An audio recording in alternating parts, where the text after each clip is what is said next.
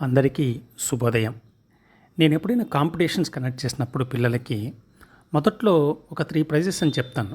కానీ ఈవెంట్ జరుగుతున్నప్పుడు నా మనసుకు అనిపిస్తుంది, అందరి పిల్లలు చక్కగా పర్ఫార్మ్ చేస్తున్నారు కదా! అందరికీ ప్రైజులు ఇద్దామని అందరికీ సమానంగా ప్రైజులు ఇస్తాను.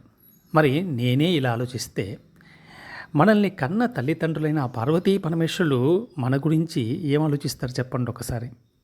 మనం అనుకుంటాం వీరి దగ్గర బాగా ఐశ్వర్యం ఉంది, వీళ్ళు బాగా ధనవంతులు, వీరు పేదరికంలో ఉన్నారు, వీళ్ళకి మంచి పేరు ఉంది, వీళ్ళు చాలా చిన్న చిన్న జాబుల్లో ఉన్నారు మనం అనుకుంటాం. కానీ భగవంతుని లెక్కలో ఐశ్వర్యము పేరే కాదు, భగవంతుని లెక్కలో చాలా గొప్ప విభూతులు ఉంటాయి. కొందరికి చక్కని కుటుంబాన్ని ఇచ్చి ఉంటాడు, కొందరికి ఆధ్యాత్మికంగా మంచి ఉన్నతమైన స్థాయిని ఇచ్చి ఉంటారు. అందులో మనం ఇవన్నీ కూడా ఒక్కసారి ఆలోచిస్తే లెక్కలు వేయగలిగితే అందరికీ 100% మార్కులు భగవంతుడు ఇచ్చి ఉంటాడు. అందుకే భగవంతుడు అఘటిత ఘటన పట్టియేసి గొప్ప లెక్కల మాస్టరు.